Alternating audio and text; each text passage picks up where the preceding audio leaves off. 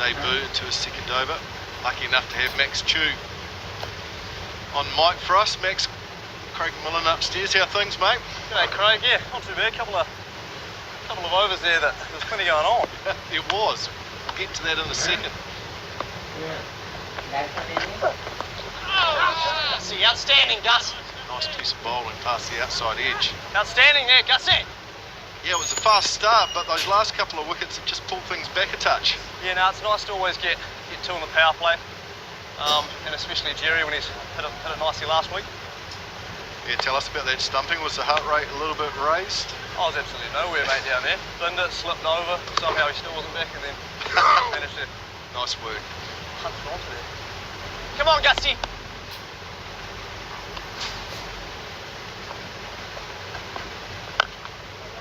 Oh, Roo. Well, I think the one thing we can say, Max, is that this is a very good surface that should be full of runs. I hope so, mate. Hopefully they don't get too many, but no, it does look a belter. It's carrying through nicely. Susie scored plenty of runs on it the last few days. She sure did.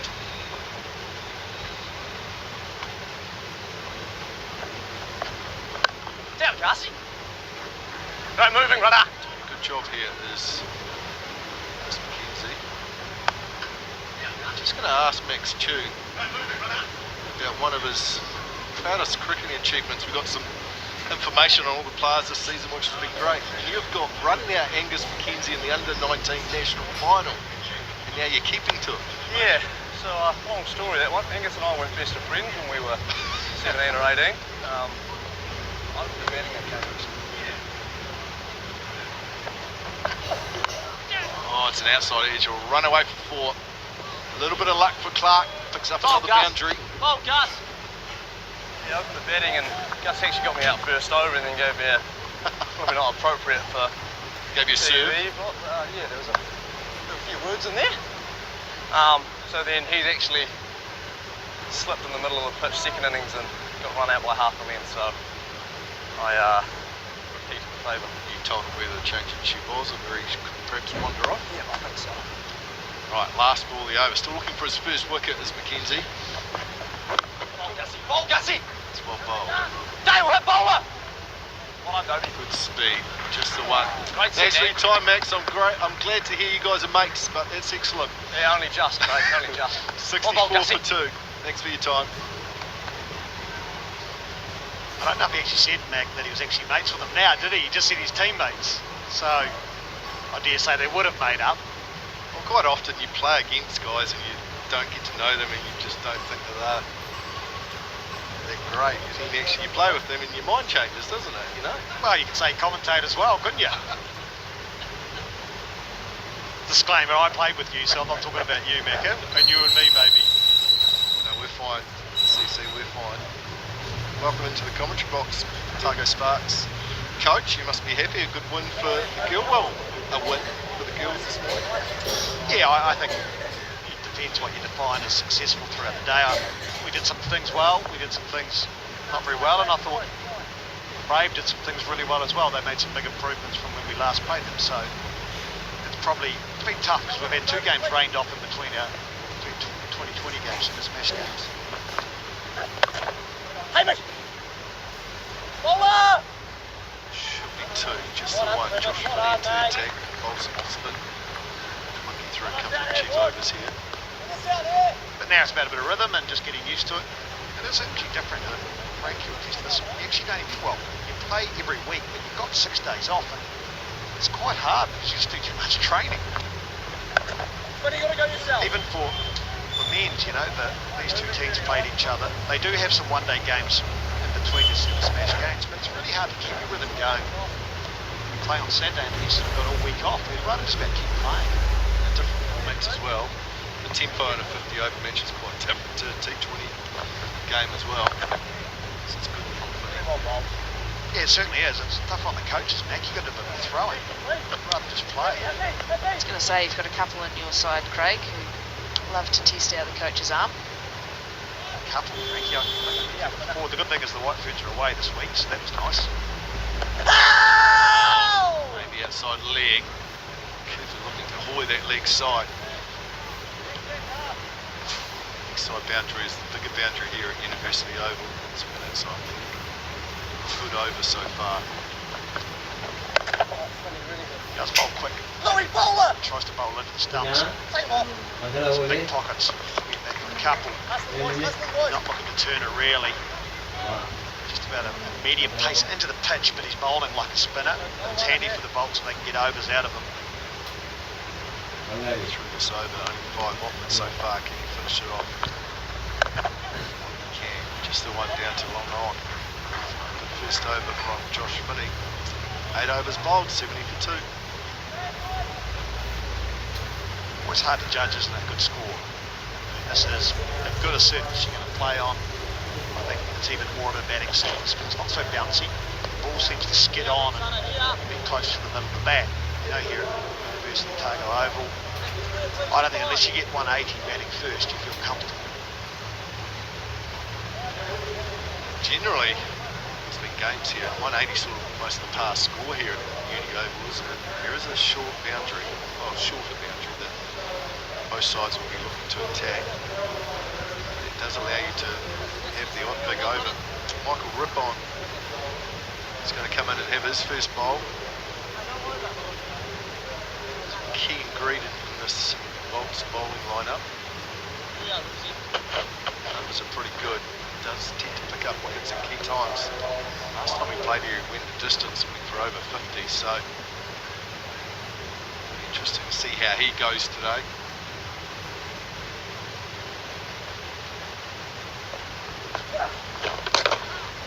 Start with the wide down the leg side. Yeah, you're right, he really got taken to here, and then his first over against the Brave up in Centre Park, Martin Richardson actually thought he had the yips. That's how poor and over it was, but he bounced back after that first over. Just keep on half trackers. You can't afford to on this ground. No, Dane Cleaver got onto him last time they played here.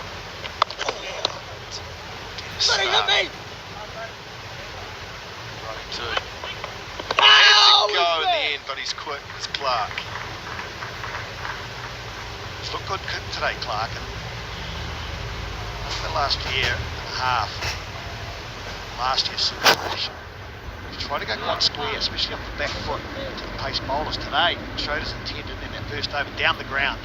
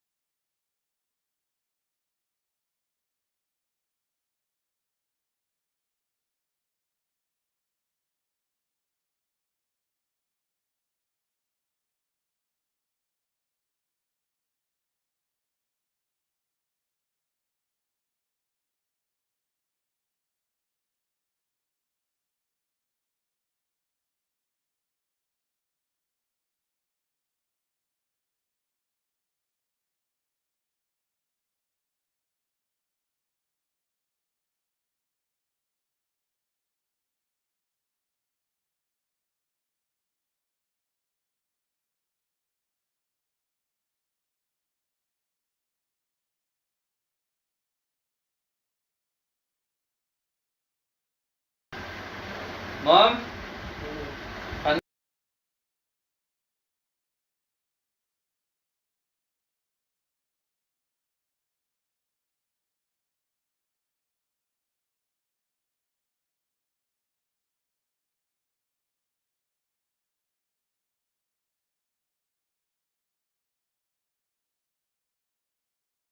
They finish the over well. 10 overs bowled, 85 for 2. How is beginning? It's correct. ఆ books కొరికినప్పుడు అంతా అంటే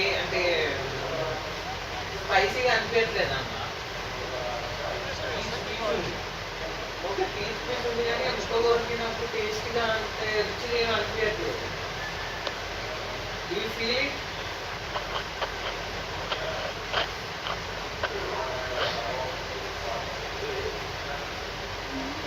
Halfway through, 10 overs bowled, 85 for 2. Northern Brave just setting a little bit of a platform. Good partnership, 32 from 29 between Galtini, Clark, Cooper. Might be just about time to put the foot down. Oh, there we go. Just a touch short, it's up on the bank. Only just missed his length and rip on. There's no way Cooper was going to miss out on that. Probably the line here, pitching outside leg stumps. He was able to go back onto off stump with a bit more certainty and try and get underneath it. Not so easy if that's pitching outside off stump. Using that to his advantage. Good start to the over by Henry Cooper. Put Rip on under pressure. Oh, he goes again. This time find the fielder out deep at wicket. Clear intentions. Yeah, I think we sense what's happening this over. Really do. Imagine Clark's going to be doing the same.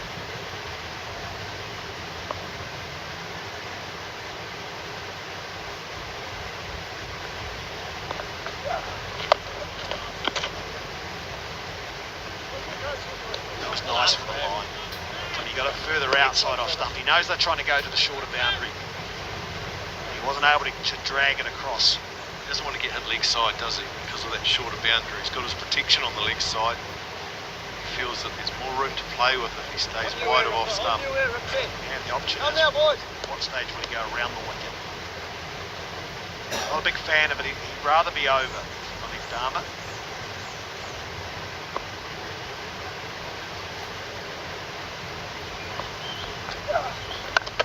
Nice shot by Cooper. Legs cover. Just the one again, though.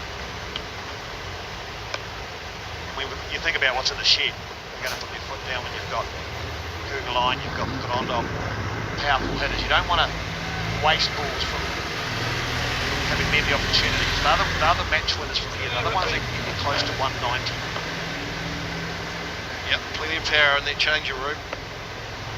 Some exciting stuff if Colin de Grandholt gets in for 20-25 balls. That will be very entertaining.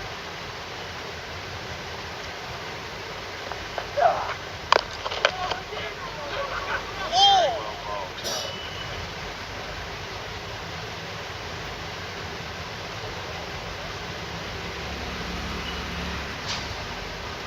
Yeah, some wider the crease in that rocket. More the length as well. It's a tough length to be able to hit. But at the moment, executing plan A, then plan B. Fight back after the first ball went for 6. Finishes the over well. It only goes for 9, so good fight back by Ripon. 94 for 2, volts. Never easy when you get hurt at the start of the over, but that was excellent from Michael Ripon. Just the 3 singles conceded. So you sort of feel from a batting point of view that you missed out. You set the over up and you really didn't do the damage that you should have to it. You felt that was the over they were going to start to go. They really wanted to try and take Riffon on. They 6 the first ball, but then just couldn't cash in from there.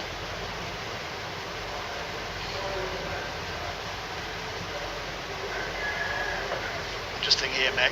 Frankie third over for an off spinner. Always dangerous when it comes to that style of bowling at this time of the game. It's risky. It is risky, but Oh, there's a slight delay there. Roger Harper, remember, used to be an off spinner, used to do that at times. Don't see it that often. Cooper again hasn't quite found his timing, it's fair to say, which has probably helped him because the ball hasn't carried to the fielders, it's ended up short. Tini Clark's the one that has to get going now. 15 in for 35 balls, just one away from 50.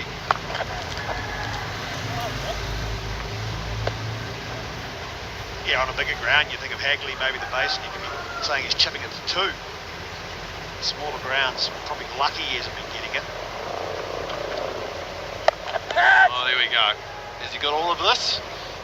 He has it. Good catch in the end. It's the big side. Finney's done the job in his third. And it's the big wicket of Clark, who was looking for the boundary but couldn't find it. Out towards the big side, slightly into the breeze as well. That's the ball that's bowled into the surface from Finney. Clark's eyes light up, but he can't get all of it. Out towards deep mid-wicket boundary. Well held. Phillips. Well made 49 for Clark, the Brave now 95 for 3. Yeah, it was a good innings from Tini Clark. He is a good youngster. Top of the order. Just couldn't quite get it going the last 7 or 8 deliveries of the innings. Brings in some power, Colin de Grandhomme. I like the size of these boundaries. If he does get going, look out. And his record on these sort of grounds is very good. You know, a player that can miss-hit it on most grounds for 6s, but when it comes to these grounds, it's like he's got more confidence to hit from ball 1 because he backs himself. The powerful Colin de Grandhomme comes in at number 5. Oh, there's another one gone. 2 and 2, just like that. Cooper's on his way. And I think it's a little bit lucky for Chu, but they'll take it. Well, the Volts, doesn't matter how, it's how many. Wow, we said this over was a big wrist bowl in the off spinner. That looks like a genius move. Just got inside the ball. Max Dew, wow, you can say it's quicker to whack it onto the stumps than catch it and do it. They'll take it anyway. And a double strike for Finney. Cooper's gone for 24, 95 for 4.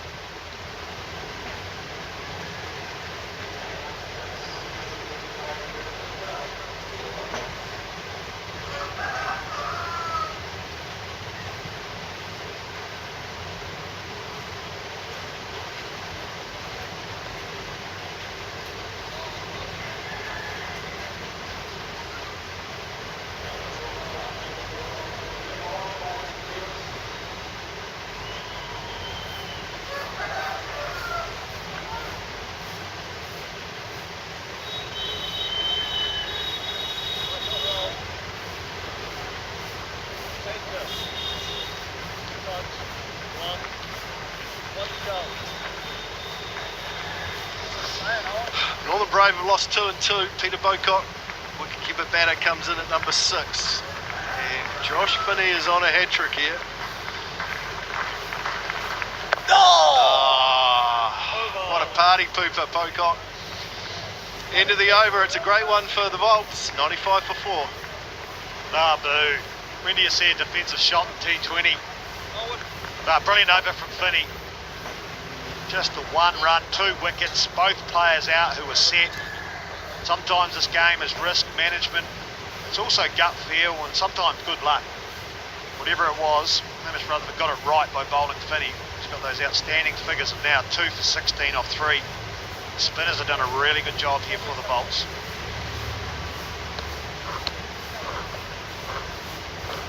Outstanding effort from Josh Finney.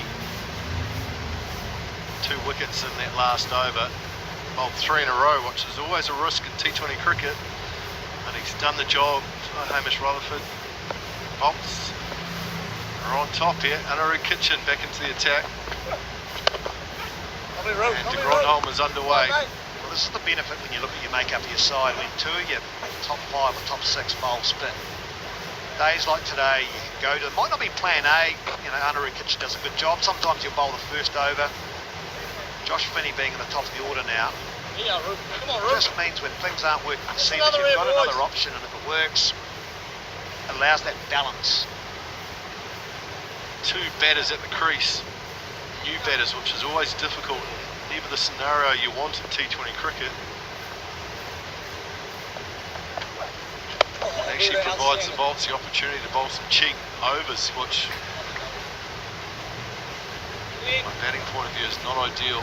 Although, let's face it, Colin de Grandhomme doesn't usually waste much time. If he sees it up, he'll go, especially with boundaries this size here at Uni Oval. This will be a good matchup.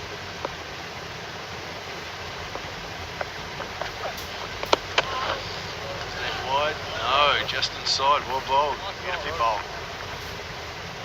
All fast and just inside the wide line.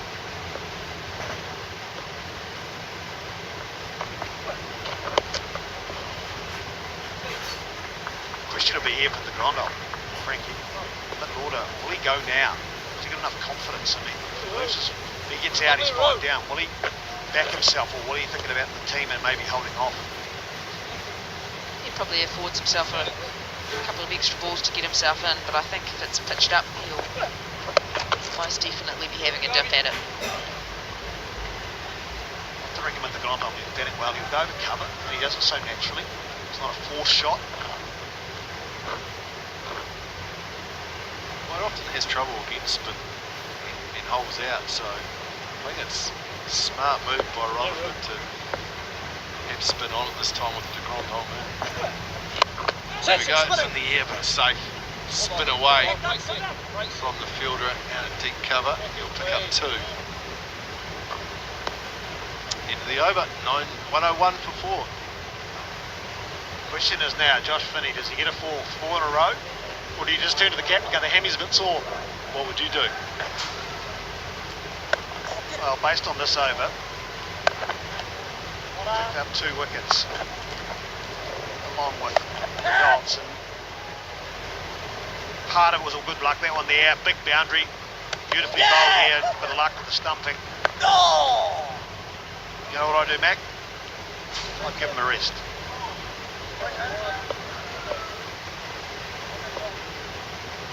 Real leniency from you as a coach these days, isn't there? Yeah, Ruth, down.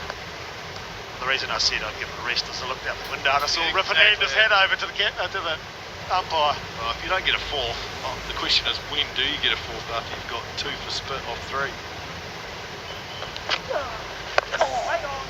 Well, pretty handy spinner to come in, Michael Rippon. I'd say this is a match-up decision for BM. We're talking about turning it away from the right-hander with his wrong. And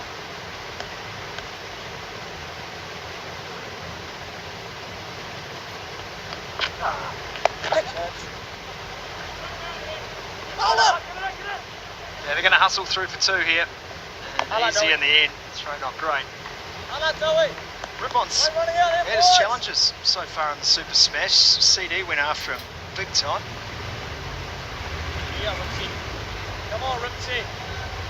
The opening game here. But he's such a quality bowler. He came back well in a full trophy match to the forfeit that week. Well ball, Ruff. Really well ball, Ruff. So, switch hitting.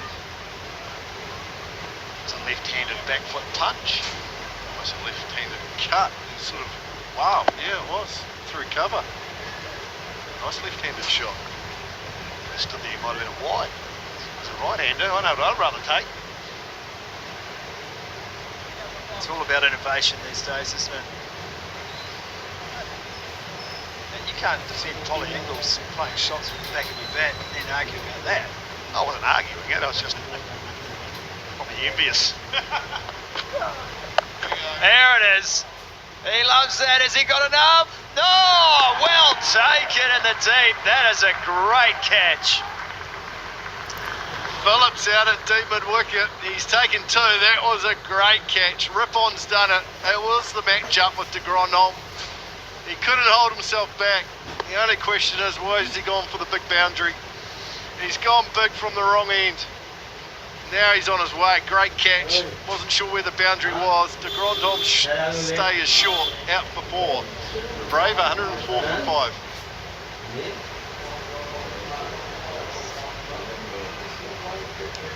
you have a look at that. I mean, we talk about reverse sweeps and those things. I can understand the option because you've got a small boundary there. Colin de Grandhomme, yes, I know he's got power, but that is literally the biggest boundary by 15 to 18 minutes, especially that pocket. It's probably close to 75 to 78 metres, and he's taken it on, and that's what frustrates you. Tough option, and the Bolts will be delighted. The talking point about that dismissal is where Phillips was. They knew he was going for that. He was deep on the boundary. It is the longest boundary here at the park. He was right on it. He knew what was coming down the track. Scott Kugelheim comes in at number 7. He's got some batting to do because his side's in a bit of trouble. To say Hamish Rutherford has done a great job. Rotation of his bowlers so far. Oh, that's close. Gotta be gone! And we're on another hat-trick here today. 2 and 2, rip on. That was Finney the over before, and now it's rip on the spinners coming to the party for the Volts. This time it's flatter, it's quicker, it skids on. Oh, Bocock's missed it in front of middle and leg. And yes, he gets a positive response. He's pumped as the left armour. Bocock goes back for 5. Brave now, 104 for 6. Making hard work of this now, the Brave. Just about overcomplicated again. He was too much foot movement, but rip on. Talk about good decisions, you're right. Macca, Rutherford's been pulling the string since about the 7th over, and things have been going beautifully for him. They have matchups, they know players how they play against each other. Pressure now right on the Brave.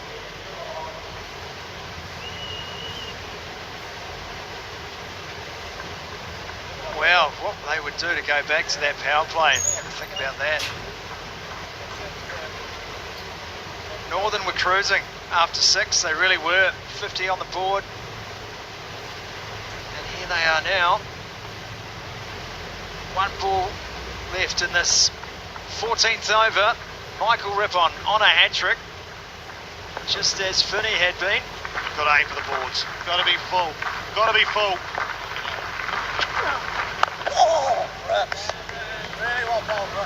It's a good over, and that is the over. 14 down, 104 for 6.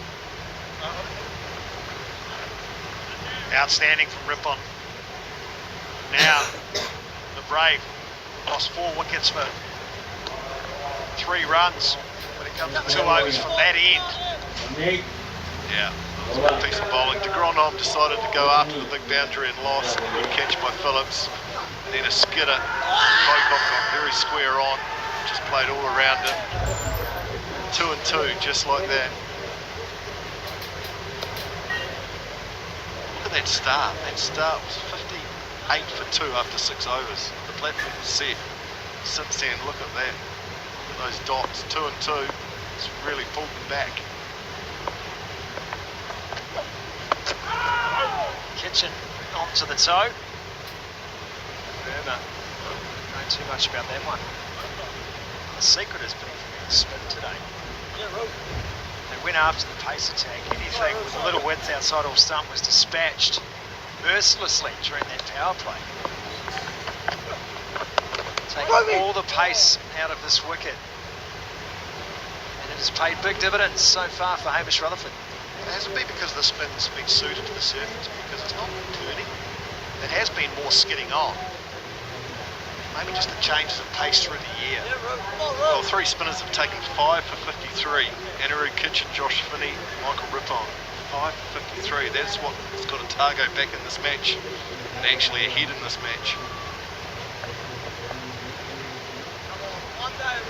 You're right, Craig, you can't say it's because it's turned square. I think it's turned very little, but just the pace off the ball has worked. Drew Kitchen just threatened the man can there. No. Get that down to the South Island, would you, Mac? Part of the DNA.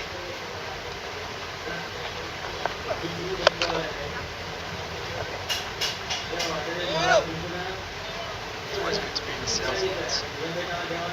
It was cold this morning, Scotty, wasn't it? Yeah, it was bracing. Lovely, and it's come out an absolute cracker. Dunedin, a done a stunner, as they say. Certainly the quick one yesterday. It's been a frustrating day for Sparks and the Brave district, should I say, HMJ. We're cursed with rain this season. Yeah, out of that HBJ game, we rained off. It's a generous sharing of points there. More southern hospitality. Yes, I agree. Sometimes you don't mind it, sometimes you think you might rather play, but the biggest problem is you haven't been playing. Kitchen appeals again. I think it's the same issue, just drifting down leg side. That's the end of the over. 107 for 6.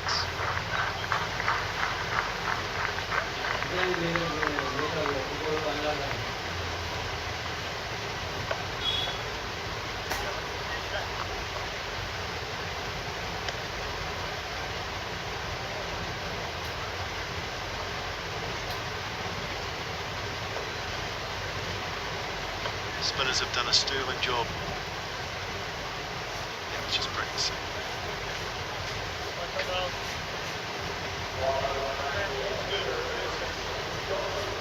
The spinners have done a sterling job so far for the Otago Bolts. All chipped in with wickets. Scoring has become difficult now for the Brave. Really got to get themselves out of this hole that they've dug. That's good again. Josh Finney's bowling beautifully. Just 19 runs off Anaru Kitchens, 4 overs. Then he'll go for another here, but economical. Took the wickets. 2 and 2 balls for Josh Finney. Really put the dampeners on things. Well, it shows you, Scotty, how important it is to have a batsman who's been at the crease for a period of time. You can't have 2 new batters. It just puts too much pressure on. A lot of pressure now on Verma as well. 44th match now, but a high score of just 18. Yeah, he's in far earlier than what he would have liked and expected. He's got a job to do with Kugelline now. Oh, an edge. He'll take them any way they come. Might not quite make it. That's a good chase from Rippon. Combination with Gus McKenzie. Well, I guess you're talking salvage now, aren't you? The start of this game was certainly at over 6. You're looking close to 200. Current rate they were scoring at. Now, what is acceptable from here given the context of this game? Yeah, that's the key, isn't it? Finding a score that you can defend now. Moving out, how you get to it. Because it's not going to be the 180, 190 we were talking about after the power play. It might be 150, 160. What do you reckon, Craig?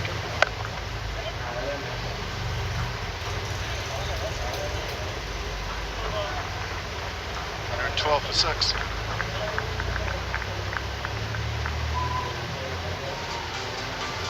Plenty of action this week on Spark. Burnley taking on West Ham in the EPL. EPL all season long on Spark Sport. The Abu Dhabi GP, one of the must-see sporting events of the year. 2 AM start, but for diehards, well worth the wake-up. Verstappen and Hamilton in a quest for the title. Palace take on Everton. Also at 5:30 AM tomorrow, and then it's NFL Monday, Bengals 49ers, NBA 76ers heat. The Brave have scored just 55 in the last 10 overs, losing 4 wickets. Those 4 wickets lost in pairs, 2 and 2 balls apiece for Josh Finney and Mike Rippon. Duffy back in. Interesting move now by Duffy because Rippon has one up his sleeve from what I'm remembering.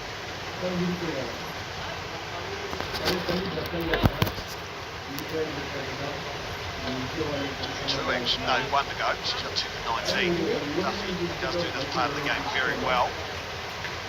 Over his head a couple of times early by Clark, the most experienced bowler for the Bolts. So he'll take the pace off a lot. He's got a lot of cutters and sort of those slow bounces. 2 straight though, because that is the smaller boundary.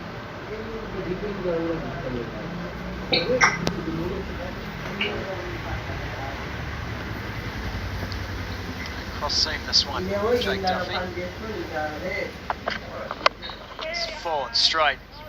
I'd love to know, and thinking whether you're watching close enough. I'm not saying you're not watching closely all the time, but the success for the spinners, does it come down to the length they bowl or the line they've been bowling?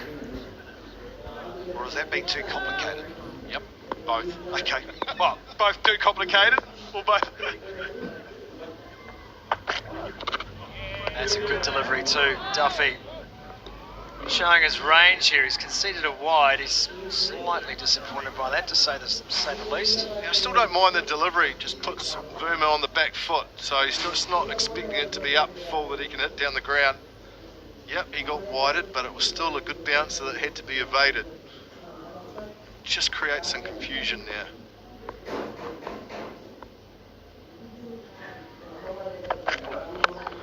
Coming down and just nudged out. It's actually a point you make. From my, just trying to think, but most of the spinners today have bowled quite full.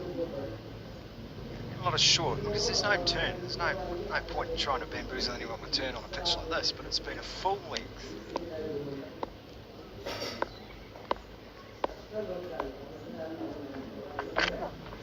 Well, that's wild, and that has been dispatched for 4. Well, that one is full. And he hasn't used the surface at all. Jacob Duffy will be disappointed because just building even more, it's just a release for Verma. It was a freebie, wasn't it? Just out the back of the hand, it just didn't find the direction or the length. And tell you what, Verma got onto it quick. And yeah, just an apology there. I don't think he needed to bowl that. It's not a big delivery of Duffy out the back of the hand. I don't know if he needed to. Maybe overcomplicated it then. That's full. Little width to play with as well. Driven nicely along the ground. They'll come back for 2. Chu's been good behind the stumps today. So the spinners have been bowling full. Normally if you talk about full, often you can be hit down the ground. You get the side screen and you get hit for a lot of boundaries. So that's what I mean about the line. Where have they been aiming? What's been the target? I think there's been a lot of sweeping and a lot of balls have been missed from spinners that have been full. The pads have been hit a number of times. Oh, that's close too. Worth a shout. He was walking across, was Verma. End of the over, 122 for 6. I reckon that might have hurt Verma. If it hit the top of the foot, he could be hobbling. If it's just got below the pad on above the tongue of the shoe, he'll be okay. Oh, he's got the pad, luckily. Otherwise, he could have been hobbling. It still hurts a little bit, doesn't it? That area around the foot and low on the pad. The pads are different. You play back like buckles. Velcro now. I played in the same area as you, Craig, so just be careful there, son. And I've just remembered you're a year younger than me as well. I thought it was Mark Richardson sitting beside me. Poor timing. Wow. Might be an apology again.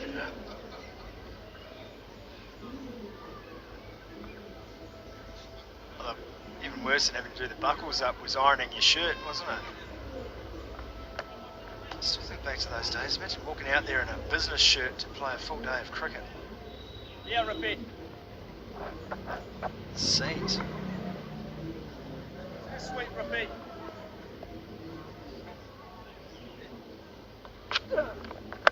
Oh, mate. Right, this is Riffon's final over, boys. What happens here? Does Cougarline go after him? Do they try and attack this over? They've got to. They have to go. I mean, yes, okay, you're 6 wickets down, but you can't bat for time here. Every ball now is crucial to the Northern cause. We'll probably get an answer to the question you posited before too. Having a look at where Riffon's pitching this.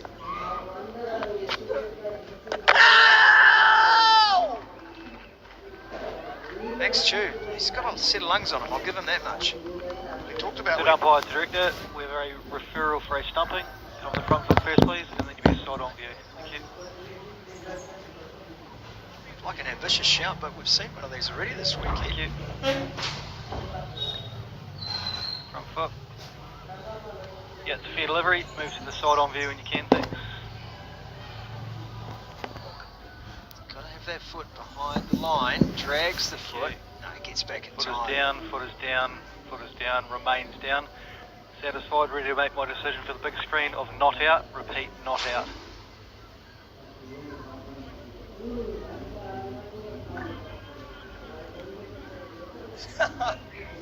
Just as importantly, dot.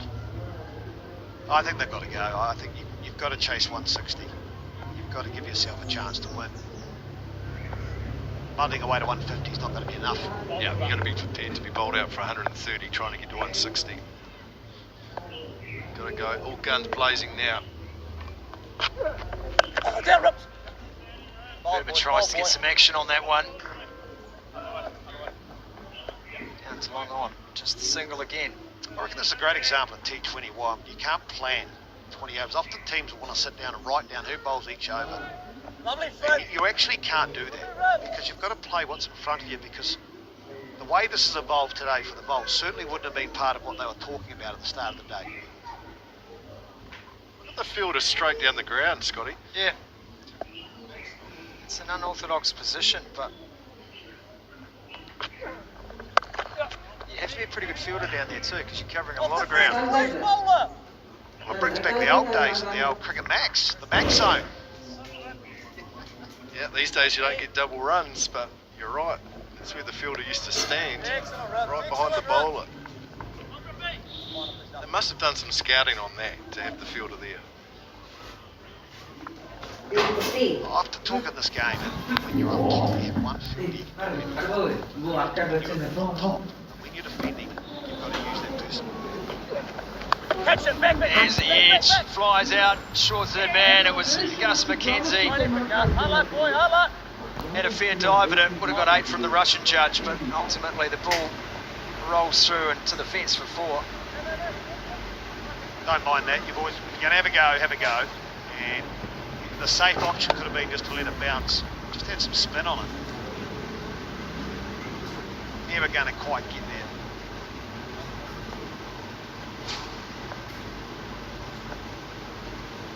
Last ball of Rippon's spell, 2 for 26. And another good set from Michael Rippon, from all the spinners today, in fact, for the Volts. Into the 18th over, 130 for 6. Well, 68 off the 12 overs from spin. For the Volts, outstanding. Especially when they came on, it was a tough one. Where 2 set players, even though Kitchener bowled 1 over. Take that every day of the week, especially on a ground like University of Otago Oval and on a surface like this.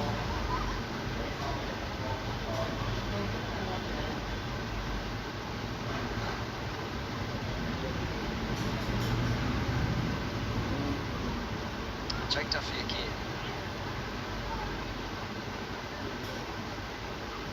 I really like that point that Lang said about plans and they will continually evolving game after game.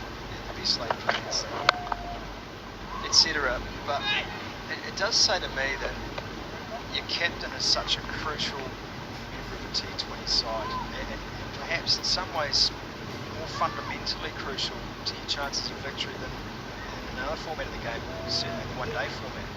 Because here your captain's got to be alert to every matchup, every opportunity, every ball that is being bowled. It's flung at. Sail away and just be one. Yeah, it's a good point, Scotty and Craig. The fact is, in T20 cricket, you don't have time. In one-day cricket, 50-over cricket, you have time to pull things back if they don't go right. Here, you don't have that time to make the adjustments, so you've really got to be... 1 over can change this game. We've seen it in recent matches. Remember the Magicians the other day against the Hinds. 1 over can change things. Trying to make something happen here, Werner. And often in this game we're really planned. So you've got plan A and plan B, but when I say sometimes also you've got to make sure that you're a wee bit flexible within those plans, because you don't know the surface, you don't know the bounce, you don't know who's going to have a good day, you don't know who's batting. So you've still got to have a little bit of that intuition or that gut feel of what's going on. Further to that point, Duffy coming in for his 4th delivery. Verma again swinging, but not getting much on it. If you look around Super Smash, think about the captains. Susie Bates down here with the Sparks, great cricket minds. Cole McConkie, Canterbury, Frankie Mackay. Genuine intellects of the game. Tom Bruce, Hamish Rutherford, the list goes on. They're real thinkers on cricket, and they're adaptable, and they're able to change and see things in the game that perhaps at first glance we don't see, but they're very in tune with what's going on. That's a good shot. Oh, it dropped. It has certainly saved 4 runs. Lou Johnson, athletic. It would have been a ripper. Well, he tacked it, didn't he? Which is what you want to see from your fielders in T20 cricket. It was just always arcing away from him. Had to get low, got 2 hands to it, and whenever you get 2 hands to it, the coach will say, maybe should have taken it. Great effort. Duffy a little wide here, and then it's gone for 4. None for 38. His figures today, 139 for 6, 1 over to come. Sometimes you take a punt, but even there, Jacob Duffy, the wide hole, trying to do the Yorker. You still need your field to suit where you're going to bowl at times. You might have tried to do the bluff and make Kugelheim think it was going to come straight. But what it's done is it's shown us it's a lot more fun batting with pace on than pace off. And I guess that's where the Brave have actually got that information now, so how they use it and work their bowlers around it will be interesting.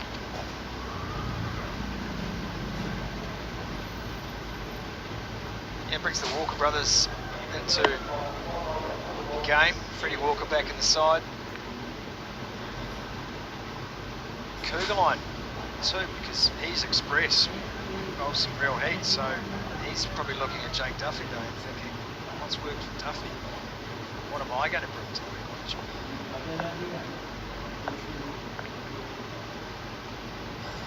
Gus McKenzie bowled the first, he's bowling the last.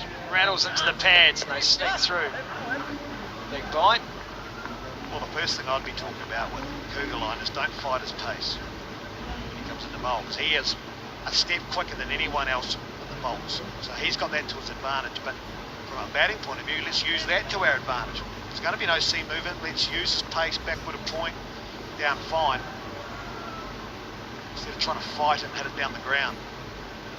It's a big over here for McKenzie. Straight down the ground, lovely shot. Will be cut off, and that's good fielding. Joy to watch that. Teamwork all around. Yeah, that's quality. The handoff to the other player was hit hard by Kugelheim. Look at this little palm off. Oh, perfect.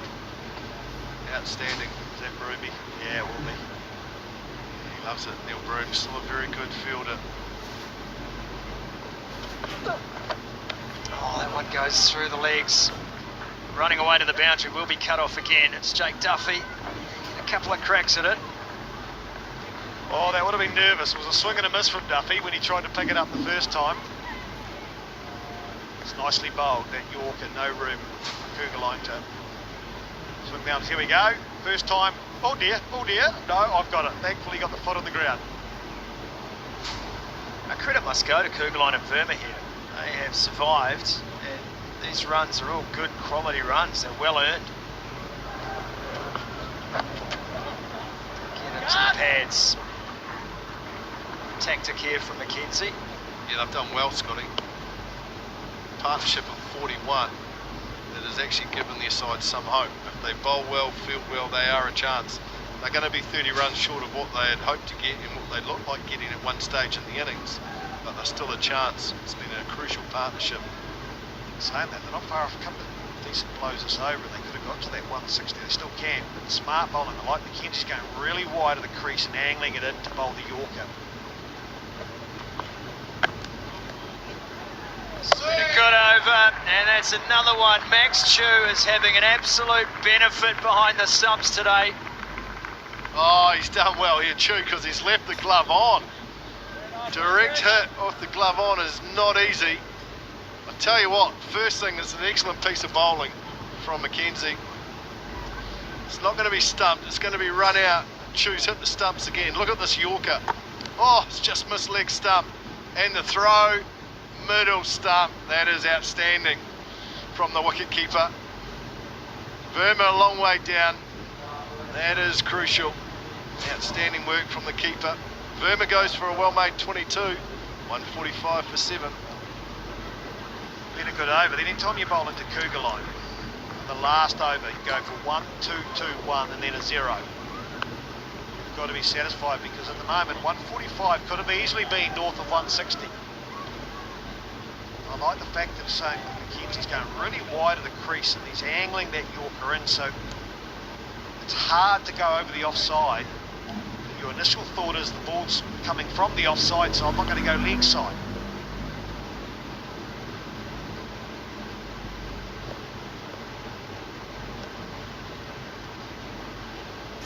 On debut for the Sparks in the Dream 11 Super Smash, Angus McKenzie. Grew up on the North Shore of Auckland. His father Grant represented Northern Districts. Balls, McKenzie. Big hello to you, Balls. Little width there, but played to the field. They're going to come back for a couple. Ball's got to go. Chu gets another chance, gets another one. It may be Sunday, but it's Tuesday. Mayo, Max Chu.